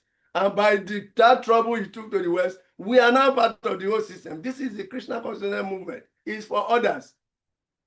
It's a welfare organization, spiritual welfare organization to raise people, to elevate people from their dungeons and gradually elevate them, give them Krishna consciousness. That is it. And that is the purpose of the human form of life altogether, to educate, to elevate, and to liberate. So in the course of educating, you have to classify people according to their frame of reference, then give them the dose accordingly. You cannot give one dose to everybody that is sick. Then you are not a good doctor. So this is the approach. And we should see it very clearly without any bias. Otherwise, we end up practicing only ourselves, trying to go back to Godhead. When you get to the Godhead, just right at the gate, they ask you, where are you coming from? Where are the others? Where are the people you are coming alone?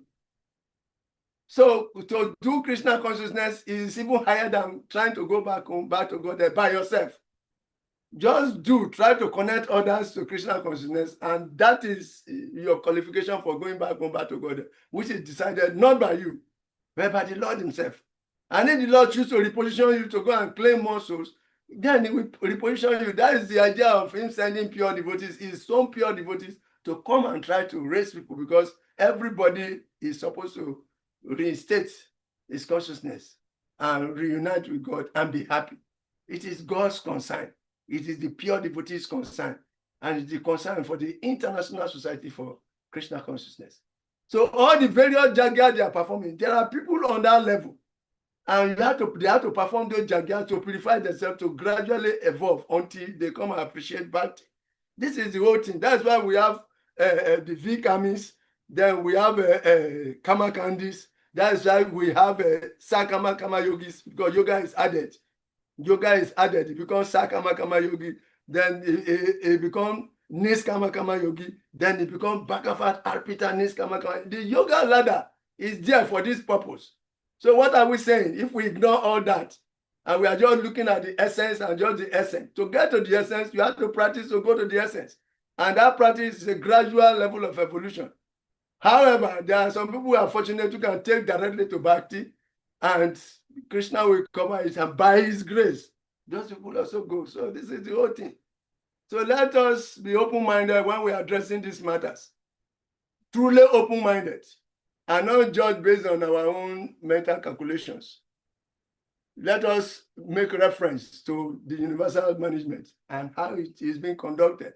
Krishna is the head of that management. So what are we saying? Okay? This thing, we have to deliberate on it. If we are sincerely concerned, we deliberate on it, because we are the ones who are somehow or the other. The head, those who are referred that I'm the secretary, as the secretary of the regional council. Yes, it is true. And for that, we are talking about this. And gradually, we come to that point. To structure and restructure is not a small thing. And you are all part of it. And the moment you try to exclude yourself from it, that is your deviation. You are part of it.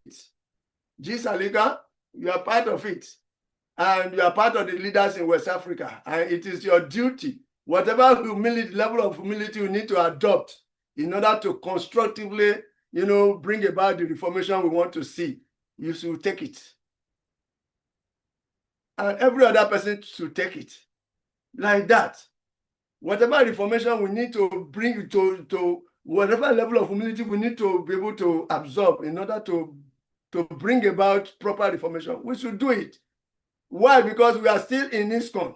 If we are not careful, we follow these principles, we just see everybody as unqualified, and we begin to see the proper structure as faulty, and in the end, we dislocate ourselves from the structure. And when we dislocate ourselves from the structure, go and start our own movement, we are dislocated. We don't have the adhikar, the eligibility to talk about the structure of ISKCON anymore. And we become too intelligent, and we remain dislocated. And in the end, we see ourselves living our bodies outside of Krishna consciousness, while committing offenses to those who are still sincerely practicing within the structure. Where is the Paramparam system now, if that is the case? Where is the Paramparam system that has brought this thing to us? If we are dislocated from it, we will form our own movement. And when we form our own movement, we are getting lost. And by the time you leave your body, in your own movement, people will come, your followers will fight, and they will destroy everything, and all your effort is wasted without conclusion. So let us be very, very careful to guide our intelligence, to guide our thinking, to guide our ego, and to be ready to apply it situationally, you see, and remain within the structure. So our ego is checked when we're able to work with others. So if our thinking is going to dislocate us from the structure set by Srila Prabhupada, then you see that we're already deviating. We have to be very, very careful of our association. We have to be very, very careful of blasphemy of other devotees so that our own devotional service will be protected. So this is my own conclusive thought about this whole thing. We appreciate everybody and we are all responsible, and we should be ready to be the rebuilders. We should be part of those who are restructured. I think that is exactly why we are talking about it now here. We move to the next level, we call ourselves on board, we argue, and we come to the conclusion, and we should all continue to go on in Krishna consciousness. That is why this forum is actually there in the first place. Thank you very much for being there. Hare Krishna. Hare Krishna. Ordinarily, I wouldn't have said anything further, but because you directly called my attention, I will clarify 2-3 points from what you have said. In the first instance, I did not say paraphernalia is wrong. I did not say there are no 4 classes of people. Hold on.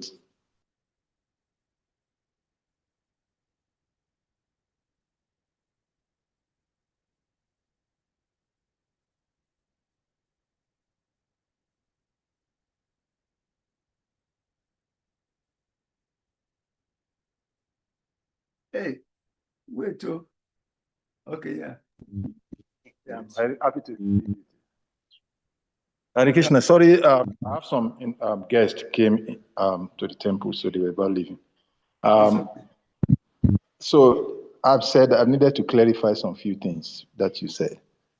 I never said paraphernalia is wrong. I never said paraphernalia should be abolished in this ISKCON. I never said that there are no 4 kinds of people and that they should be treated the same way. These are not my position. My position is very clear. And I gave a practical example of a quinine for malaria doses globally acceptable. But for a practical person, I'm using myself as a perfect example. So a good doctor does not say because someone has a headache and paracetamol is good for headache, then he gives everybody paracetamol when they complain of headache. He analyzes first and finds out why is the person having headache. Then he appropriately treats the patient. So when I'm talking about West Africa, I was very specific when I used the word. In my question and in my submission, I was very, very specific. I said in West Africa when I was asking questions, and when I was giving my submission, I specifically limited it to West Africa. The reality is this, that, and I gave a practical academic philosopher reference also when I quoted Albert Einstein. The fact that quinine is good for malaria does not mean that it's good for Salika, because it becomes an antibody for Salika. So in the same way, my position, and I need someone to prove me wrong with this, application of paraphernalia usage for the whatever purpose that anyone is using it for in West Africa has become a disadvantage rather than an advantage. I heard Madhavan Prabhu. It's his opinion and is entitled to it that the withdrawal of paraphernalia is what has reduced the congregation in the temple or patronage of the temple. I want to totally disagree with that. Maybe we can have that conversation someday. But my point here is this, that I've not said anyone should not do whatever he likes. Whoever he likes to do paraphernalia should do it. And you have said, I'm also a leader. And because I'm a leader, and that's why I have leaders on this platform who are also strict. That is why I put this as a question to get your opinion, because I know that what my position is. So when we talk about West Africa, I need someone to prove me wrong, that paraphernalia distribution is wrong dose for West African yatra. I need someone to prove me wrong on that, because that is my observation. And I'm not Krishna, I'm not Bhagwan, so I could be wrong. But for over 2-3 decades, I've witnessed how paraphernalia distribution has gradually destroyed our yatra. That is why I'm asking that question. And I'm not saying anybody should stop it. I'm not even making a proposal of it, because I know it will not fall in the right ear. But I'm just saying it for philosophical discussion here, because you preached, you gave purport on a very outstanding, important verse in the literature that we're studying. And you emphatically glorified the holy name. And in one of your words that you used, you said that the chanting of the holy name is enough. That was your word for everything. That we ourselves should take it, be convinced with it, and then give it to others. And that was the basis for my asking the question. But if I have made an offense in asking question or asserting my position, once again, my apologies. Hare Krishna. Hare Krishna, you have no apology, don't ever pronounce. So we continue to talk on this and eventually come to a conclusion. It is actually enough for one who is ready to take it. So that is it. The medicine has been given long time. Nivritata Sarai Upagi Yamanans, we quoted the Srimad Bhagavatam, 10th canto, 1st chapter, verse 4. That Nivritata Sarai Upagi Yamana, Bava Ushada Chutra Manu Abdurrahmat. Ka Ustamas Loka Guna Anuva, that's Umam Virajeta Vina Pasugna. That glorification of the Supreme Personality of Godhead is performed in the Paramparam system.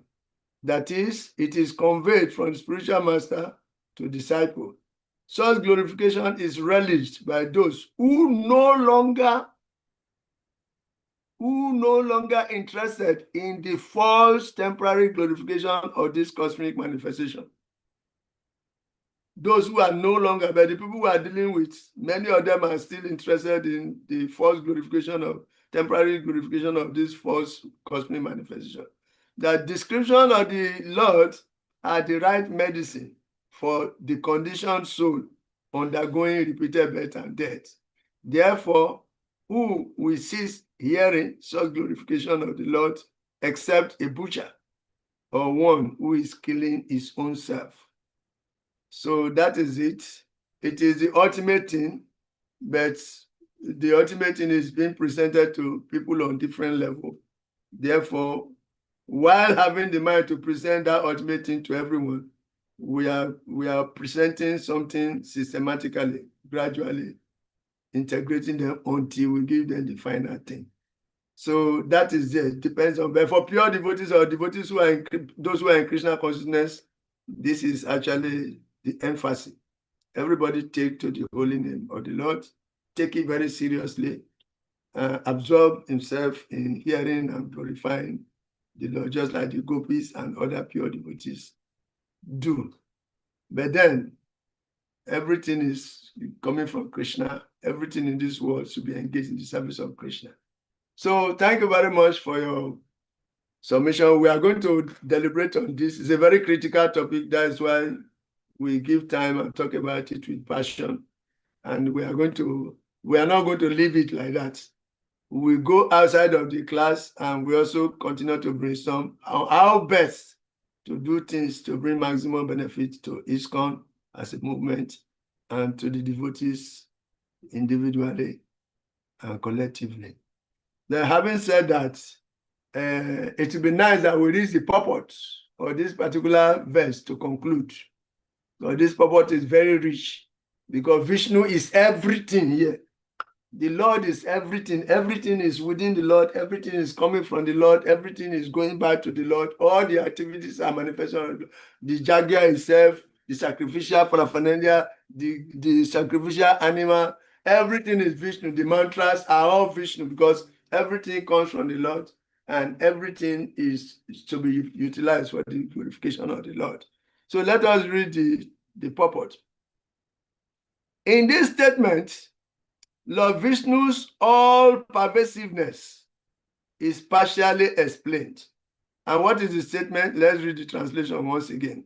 The Brahmana said, "Dear Lord, you are sacrifice personified. You are the offering of clarified butter. You are the fire. You are the chanting of Vedic hymns by which the sacrifice is conducted. You are the fuel. You are the flame. You are the kusa grass. And you are the priest who perform the jaguar. You are the demigods headed by Indra. And you are the sacrificial animal. Everything that is sacrificed is you or your energy." So the principle of Achintya Beda Beda Tattva is here. Okay, so let's read the translation mindfully and the purport mindfully. In this statement, Lord Vishnu's all-pervasiveness is partially explained. It is said in the Vishnu Purana that as a fire situated in one place illuminates its heat and illumination everywhere, so whatever we see within the material or spiritual worlds is nothing but a manifestation of different energies emanating from the Supreme Personality of Godhead. We can all remember that quotation, Aham Sarvasya Prabhavo, Mata Sarvam Prabhatate Iti Matwa Bhajantina Buddha Bhava Samamvitaha. Aham Prabhava. So everything, both the spiritual and the material world, emanates from me. Everything emanates from the Lord. And that means everything is a transformation of the Lord's energy. But for one who knows this, he engages in my devotional service with all their hearts. Aham Sarvasya Prabhavu, Mata Sarvam Prabhatate, Iti Matwa Bhajantima, Buddha Bhava Samamvitaha. So this is what is confirmed here. So everything is simultaneously one and different from the Lord. The Brahmana statement is that Lord Vishnu is everything. The fire, the offering, the clarified butter, the utensils, the place of sacrifice, and the kusa. Why? They are all transformations of his energy. And every energy has a connection with the energetic source. Yes, the energy exists because the energetic source is there. Once the energetic source is removed, the energy itself is withdrawn. The sun shine is here because the sun is there, sun person is there. So that is it. He is everything. It is confirmed hearing. It is confirmed hearing that the performance of Sankirtan Jaguar in this age is as good as all other Jaguars in all other ages. The point is confirmed here again. Sankirtan Jaguar in this age is as good as all other Jaguars in all other ages. If one performs Sankirtan Jaguar by chanting Hare Krishna, Krishna Krishna, Hare Hare, Hare Rama, Rama Rama, Hare Hare, there is no need to arrange elaborate paraphernalia for the prescribed sacrificial ceremonies recommended in the Vedas. But why are they still doing it? Because people are not on the same level. There are dharmic boundaries. And it's better to follow gradually your dharma and get purified than to abandon it to say you are going to do someone else's. In the chant of the holy names, Hare Krishna, Hare means the energy of Krishna, and Krishna is the Vishnu Tattva. Combined together, they are everything. In this age, persons are harassed by the influence of Kali Yuga and cannot arrange for all the requisite paraphernalia for performing sacrifice as recommended in the Vedas. They are harassed They cannot collect those paraphernalia for the Jagya. In fact, by this token, you can see that even the 4 kinds of people that come to Krishna, they are also Krishna. The Krishna is arranging for them to come because it's Krishna's energy, Durga, that is pursuing them. Durga is a Sankirtan devotee who is pursuing all those who are materially absorbed by knocking their head with different kinds of perplexities until they start running to Krishna. When they come there, they are to be engaged. They have come now. Durga has knocked them until they have come. So how do we absorb them? Our maturity is needed. We need to be mature. Then we can absorb them, teach them, and transform them. So if there is anything lacking, it is we that are not mature. That maturity is what is lacking. And that maturity is on the part of the devotees. So let us try to boost our maturity by being sincerely engaged in devotional service ourselves. So, but if one simply chants Hare Krishna, it is to be understood that he is performing all kinds of jagya, because there is nothing within our vision except Hare Krishna, the energy of Krishna, and Krishna. There is no difference between Krishna and his energies. Thus, since everything is a manifestation of his energy, it is to be understood that everything is Krishna. Everything is Krishna. One simply has to accept everything in Krishna consciousness. So what is remaining is to add Krishna consciousness, add that consciousness of Krishna into everything. That is all. Then the whole material world is already transformed into the spiritual world because Krishna is in the center. Everything, all the paraphernalia you see, they are for glorifying him, including ourselves. You see, it's very beautiful.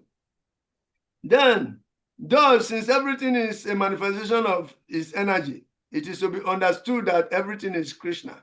One simply has to accept everything in Krishna consciousness and is liberated person. One should not misunderstand that because everything is Krishna, Krishna has no personal identity. Okay, Ashintya Beda Beda Tatwa. Krishna is so full that in spite of keeping himself separate from everything by his energy, he is everything. It's Punam. This is confirmed in Bhagavad Gita 9th chapter. He is spread throughout the creation as everything, but still he is not everything. The philosophy recommended by Lord Chaitanya is that he is simultaneously one and different. This is Achintya Beda Beda Tattva. So we are on track, and thank you very much. The time is against us now. So this one we'll only go 2 verses. I was thinking we are going to finish, but this discussion is vital, and nobody should take offense because we are all trying to bring our minds up, no matter how the presentation is made. If names are called, they should not be taken personal. And you see that the discussion warrants it. We need practical approach. That is why it's coming like this. And with this maturity, we continue to brainstorm on how to structure and restructure until we get the desired structure finally. So we are all accountable, and it's not by accident that this thing is coming up. We all have roles to play on the regional level so that the desired structure is eventually established for the benefit of ISKCON, for the benefit of the individual devotees. Hare Krishna. Hare Krishna. Jejiram. Yeah. Hare His Grace, please, Shiva Vanachari Maharaj says he's so engaged. So you should give the Sunday class for him today. Oh, well. Mm. The marathon for me, but no problem. Because we are having Bhakti Sastri immediately after this now. Then that one will lead us to around 11:30. Okay, it's okay. Yes, the class is 1:32. It's purification. So please, yes, quickly give me the test you treat, and then I will write it, and then you come to. I will just give you test now. I don't know which test to Yeah. give you. Oh, you just get inspired and give what you give to the congregation today. Okay, I will come up with something. I will let you know. But until Just send after it the to me through the Baptist, WhatsApp. after Baptist has free class, so because already I have to set the Okay. background for the class. Okay. Hare Just send Krishna. it through the WhatsApp. Okay, Hare Krishna. So thank you very much, Hare Krishna. Saliki. Thank you very much, Krishna Prabhu. Thank you very much, Razavan Prabhu. At least we have remained to the end. Jyoti Swarup disappeared, and Madhuban has also disappeared. Yeah, so thank you. See you next Saturday. Hare Krishna. Saliji Prabhu, thank you very much for this point you raised. We'll still be working on it until we come to the appropriate solution to save ourselves and the whole yatra. We just need to do something about it. We need to, sometimes we say, oh, I will not be part of anything like that again. But when you look at the whole thing, Gurudev we ask, you, Saliji, what did you do when this situation occurred? Chitan Prabhu, what did you do? Then I begin to fumble there. So let us try to do something. No matter that whatever has happened or whatever is happening, we should try to look for the way forward. Then at least we should not disappoint those who are following. We have to do something. We just have to do something. Hare Krishna. Hare Krishna. Hare Krishna. Happy Ekadasi.